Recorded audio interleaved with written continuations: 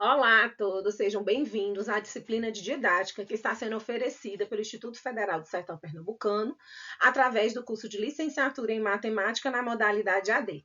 Eu sou a professora Daniele Martins e estou com vocês nessa disciplina de didática. Hoje, o tema da nossa aula são os instrumentos de avaliação.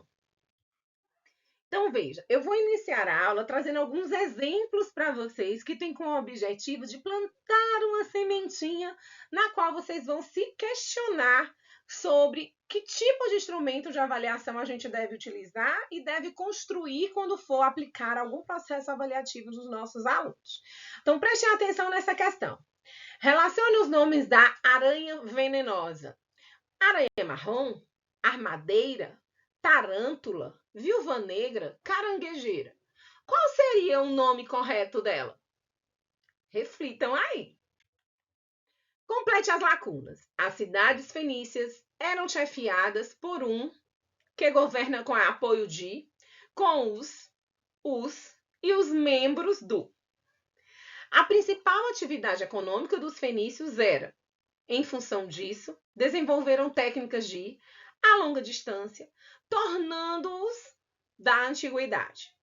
Percebam, essas questões são questões que exigem memória, memorização, exigem que a gente lembre exatamente aquilo que o professor falou em aula, quando estamos falando das questões de completar. E do que se refere à primeira questão da aranha, é simplesmente uma relação entre um nome, que seria o nome científico, e o nome popular, comumente conhecido. Então, esse caso da questão da aranha, se o aluno coloca ali no Google, ele consegue responder.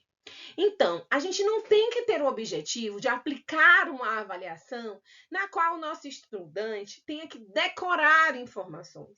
A gente quer que o nosso aluno aprenda, compreenda, analise, aplique, desenvolva, tá certo? Então, vamos pensando aí. Então, sempre pense assim, que o aluno, ele não tem que responder exatamente como eu dei na minha aula. A pergunta não tem que ser respondida exatamente como ela foi feita na sala de aula. Ela tem que envolver algo muito mais amplo do que isso. Que é o quê? A gente quer que o aluno compreenda o conteúdo, mas que ele saiba aplicar esse conteúdo no dia a dia. Então, avaliar o aluno sem utilizar o instrumento de avaliação adequado acaba sendo muito cruel também com o aluno. Sigamos. Então, vamos começar a prestar atenção no que é que eu estou querendo trazer para vocês na abordagem. Vejam só essa questão.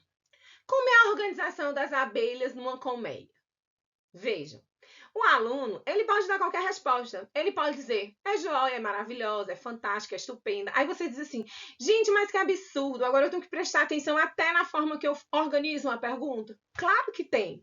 A partir do momento que você passa para o aluno uma questão que não tem parâmetros, então você pode receber como resposta qualquer tipo de coisa. E nós não queremos qualquer tipo de coisa, não é verdade?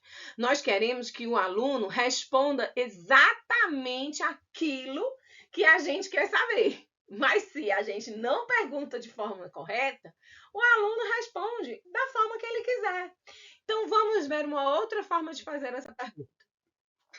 Vimos em nossas aulas de ciências como é maravilhosa a organização das abelhas numa colmeia, pois cada grupo de elementos da colmeia tem uma função específica para que o todo funcione em harmonia. Então, partindo dessa ideia, responda. Veja só, o aluno ele vai me descrever a função de ao menos 4 grupos de elementos da colmeia.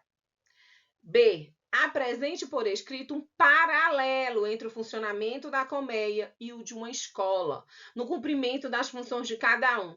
Percebem a diferença? Percebem que eu fui no âmago da questão. Eu fui atrás de que o aluno, com esse enunciado, ele descreva para mim corretamente o funcionamento de uma colmeia.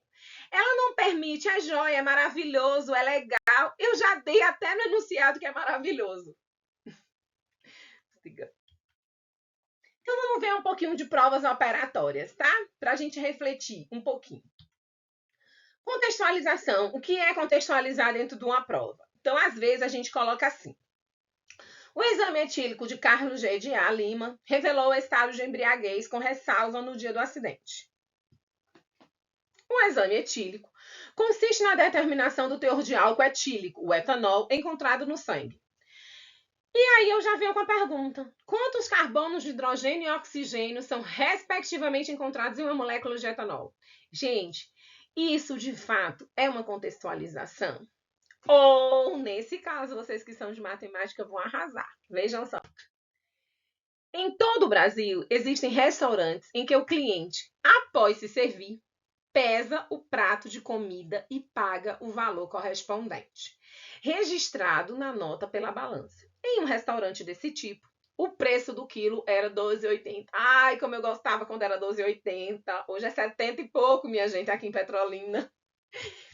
Certa vez a funcionária digitou por engano na balança eletrônica o valor de R$ 18,20 e só percebeu o erro algum tempo depois, quando vários clientes já estavam almoçando. Ela fez alguns cálculos e verificou que o erro seria corrigido se o valor incorreto indicado na nota do cliente fosse multiplicado por...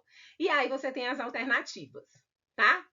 O meu objetivo aqui, gente, não é responder essa questão. Isso aí eu deixo para vocês. O meu objetivo é que vocês percebam a diferença que existe naquela forma de contextualização anterior para essa forma de contextualização. Percebam que eu dei toda a introdução ao tempo, eu dei uma problemática do cotidiano. Muitos de nós, às vezes, conseguem, ou em algum momento já comeu no self-service, já se questionou se aquela balança está funcionando certo ou não está funcionando. Então, é um problema aplicável à nossa realidade que tem um contexto, tá? Então, a primeira coisa que a gente tem que se perguntar e se questionar é se as questões que nós estamos elaborando ou vamos elaborar são questões que têm parâmetros, tá? Então, disserte sobre ditaduras e democracia. Que ditadura? Que democracia? Tá certo? É importante que a gente tenha mais detalhes quando a gente estiver fazendo questões, que explorem a capacidade do aluno, que não permita, por exemplo, que o aluno dê respostas como sim, não, pode, não pode, tá? E aí vamos trazer proposições transcritórias. Transcritórias depende de uma simples transcrição de informação. O que é isso? A área da superfície da Terra é cerca de tantos quilômetros quadrados. É uma transcrição, eu estou transcrevendo uma informação simplesmente, tá? A expressão matemática correspondente ao teorema de Pitágoras também eu vou estar transcrevendo uma informação. Então, isso, às vezes, a gente até usa quando a gente quer muito que o aluno decore determinada informação, mas a gente não deve fazer todos os nossos instrumentos avaliativos pautado nisso, tá bom? Então vamos começar a perceber aí como é que a gente faz uma prova operatória, mas correlacionada com os nossos objetivos. Eu quero fazer algo que reconheça, que o aluno reconheça. Tá? Então, percebam aí, reconhecer é um daqueles verbos que eu expliquei para vocês lá quando a gente estava estudando a taxonomia de Bloom. Então, reconhecer envolve o quê? Uma identificação de uma propriedade, uma fundamentação. Então, a estrutura da questão vai ter que ter um pequeno contexto. Há critérios que nós vamos utilizar. Então, palavras-chave podem ser: eu quero que você identifique isso, e aí você descreve, que você nomeie, assinale, cite, complete, tá? Mas isso é reconhecimento, tá? Quando eu quero que ele demonstre a compreensão de algo, eu vou fazer o quê? Eu quero, por exemplo, que ele utilize no enunciado, eu tenho que utilizar no enunciado palavras como explique, descreva, apresente as características, dê um significado, mas tome muito cuidado quando vocês vão estar aplicando isso, considerando lá o que eu falei anteriormente da contextualização, tá?